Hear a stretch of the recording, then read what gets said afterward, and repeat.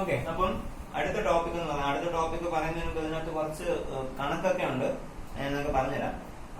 Next topic എന്ന് പറയുന്നത് what are the factors affecting resistance. അതാണ് നമ്മുടെ എന്താണ് നെക്സ്റ്റ് ടോപ്പിക് എന്ന് പറയുന്നത്.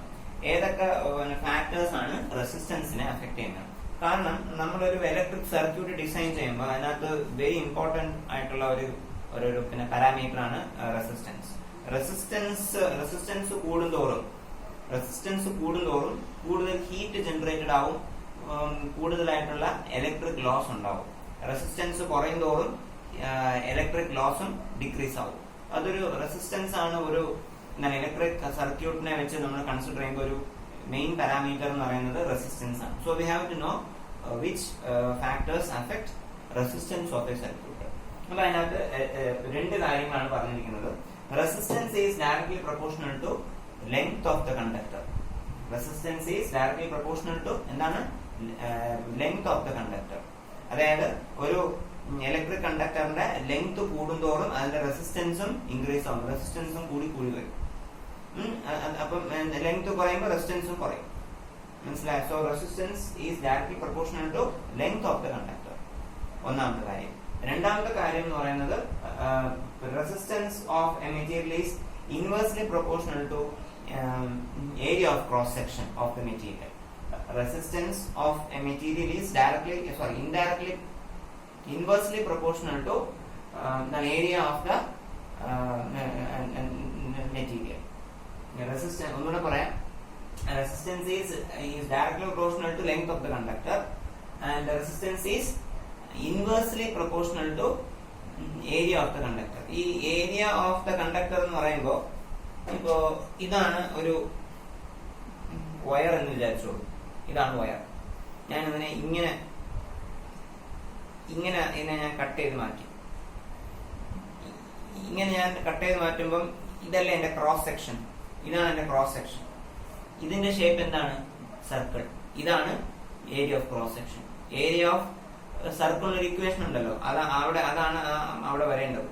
മനസ്സിലായോ? സോ ഇതാണ് നമ്മൾ എന്ത് പറയുന്നത്? ഏരിയ ഓഫ് ക്രോസ് സെക്ഷൻ എന്ന് പറയുന്നത്. ഇതാണ് എന്റെ വയർ. ഞാൻ ഇതിനെ ഹാഫായിട്ട് കട്ട് ചെയ്ത് മാറ്റി. അപ്പൊ എനിക്ക് ഇവിടെ ഇങ്ങനത്തെ ഒരു സർക്കുലർ ഷേപ്പാണ് കിട്ടുന്നത്.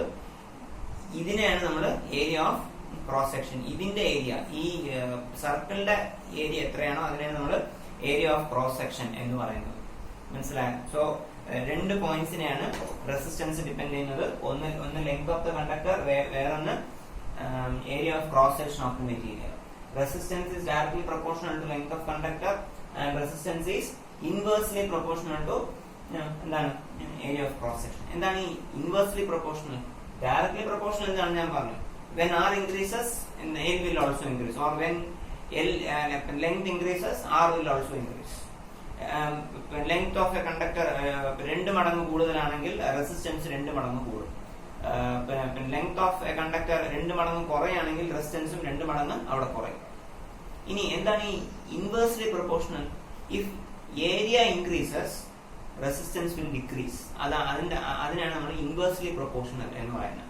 If area increases resistance will decrease. ഒന്ന് ഇൻക്രീസ് ആയാൽ അടുത്തത് ഡിക്രീസ് ആവും, ഒന്ന് കൂടിയാൽ അടുത്തത് അവിടെ കുറയും. അതിനാണ് നമ്മൾ ഇൻവേഴ്സ്ലി പ്രൊപ്പോർഷണൽ എന്ന് പറയുന്നത്. If area increases 2 times then resistance will decrease 2 times. If area increases 2 times, 2 മടങ്ങ് ഏരിയ കൂടിയാൽ 2 മടങ്ങ് റെസിസ്റ്റൻസ് കുറയും. അതിനെയാണ് ഇൻവേഴ്സ്ലി പ്രൊപ്പോർഷണൽ എന്ന് പറയുന്നത്. ഒന്ന് ഇൻക്രീസ് ആയാൽ അടുത്തത് ഡിക്രീസ് ആവും. അതിനെയാണ് ഇൻവേഴ്സ്ലി പ്രൊപ്പോർഷണൽ എന്ന് പറയുന്നത്. മനസ്സിലായോ? അപ്പോ if area increases the wire becomes more thicker, അല്ലെ? അതിന് തിക്നെസ് കൂടും. അപ്പം ഇതും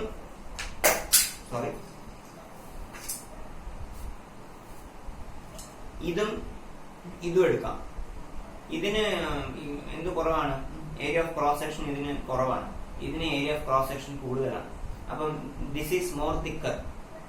മനസ്സിലായോ? So when area increases the wire becomes more thicker. അതിന്റെ കട്ടി കൂടും. ഞാൻ പറഞ്ഞ മനസ്സിലാകുന്നുണ്ടോ? അപ്പം when area of A conductor increases, its thickness will also increase. അപ്പോ ഏരിയ ഇൻക്രീസ് ആയാൽ റെസിസ്റ്റൻസ് ഡിക്രീസ് ആവുമല്ലേ. അപ്പോ when the conductor becomes more and more thicker, its resistance will decrease. ഞാൻ പറഞ്ഞു മനസ്സിലായോ? അപ്പൊ റെസിസ്റ്റൻസ് ഡിക്രീസ് ആയാൽ it will conduct more electricity. ഞാൻ പറയുന്നത് നിങ്ങൾ കറക്റ്റ് ആയിട്ട് ഫോളോ ചെയ്യണം. റെസിസ്റ്റൻസ് രണ്ട് ഫാക്ടേഴ്സ് ഞാൻ ഡിപെൻഡ് ചെയ്യുന്നത്, ഒന്ന് ലെങ്ത്, അടുത്തൊന്ന് area. Resistance is directly proportional to length of conductor, which means as the length increases, resistance will also increase. മനസ്സിലായി? അപ്പൊ റെസിസ്റ്റൻസ് ഇൻക്രീസ് ആവുമെന്ന് പറഞ്ഞാൽ അതിന്റെ അർത്ഥം എന്താണ്?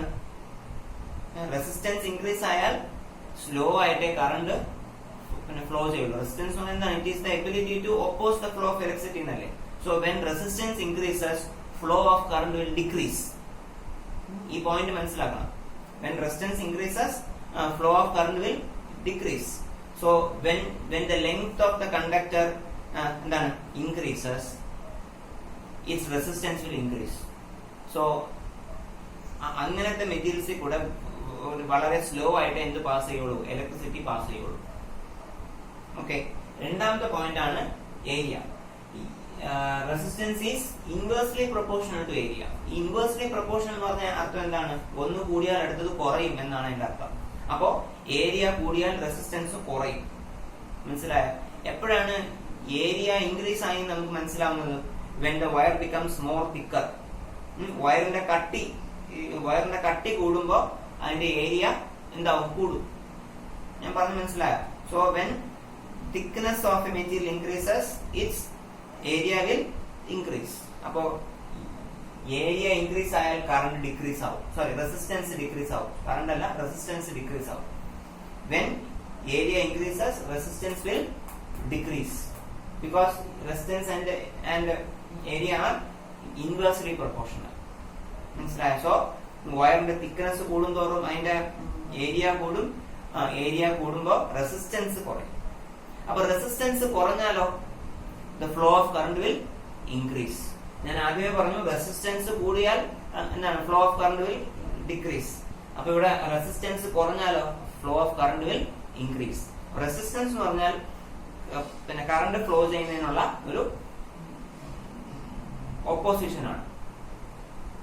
റെസിസ്റ്റൻസ് ഇൻക്രീസ് ആകുമ്പോൾ ഒപ്പോസിഷൻ ഇൻക്രീസ് ആവും. അപ്പൊ ഫ്ലോ ഓഫ് കറണ്ട് കുറയും. റെസിസ്റ്റൻസ് ഡിക്രീസ് ആകുമ്പോൾ ഒപ്പോസിഷൻ ഡിക്രീസ് ആവും. അപ്പൊ ഫ്ലോ ഓഫ് കറണ്ട് കൂടും. So when length increases, resistance will increase, then flow of current will decrease. When area increases, resistance will decrease, then flow of current will increase. മനസ്സിലായോ? ഈ പിന്നെ point നന്നായിട്ട് മനസ്സിലാക്കണം. ഇനി ഈ രണ്ട് ഇക്വേഷനും കൂടി ജോയിൻ ചെയ്യുമ്പോൾ നമുക്ക് ഇങ്ങനെ ഒരു ഇക്വേഷൻ കിട്ടും. R is proportional to L, R is proportional to L. R is inversely proportional to A, R is inversely proportional to A. ഈ രണ്ട് ഇക്വേഷനും കൂടി ജോയിൻ ചെയ്യുമ്പോൾ നമുക്ക് ഇങ്ങനത്തെ ഒരു ഇക്വേഷൻ ആണ് നമുക്ക് കിട്ടുന്നത്. R is proportional to L, R is inversely proportional to A. So R is proportional to L by A. ഈ രണ്ട് ഇക്വേഷൻ ജോയിൻ ചെയ്യുമ്പോൾ ഇങ്ങനെ കിട്ടും R proportional to L by A. ഈ ഡയറക്ട്ലി പ്രൊപ്പോർഷണൽ മാറ്റി നമ്മൾ എന്താക്കണം? ഈക്വൽ ടു ആക്കണം. അങ്ങനെ ഈക്വൽ ടു ആക്കുമ്പോൾ നമ്മൾ RHS ൽ ഒരു കോൺസ്റ്റന്റ് ഉണ്ട് മൾട്ടിപ്ലൈ ചെയ്യും. That is called rho. This is called rho, and rho is called resistivity of the material. അതൊരു കോൺസ്റ്റന്റ് വാല്യൂ ആണ്. R is proportional to L, R is inversely proportional to A, so R is proportional to L by A. Directly proportional മാറ്റി equal to ആക്കുമ്പോൾ നമ്മൾ RHS ൽ ഒരു constant ഉണ്ട് multiply ചെയ്യും. That is called rho. So we have an equation R is equal to rho L by A.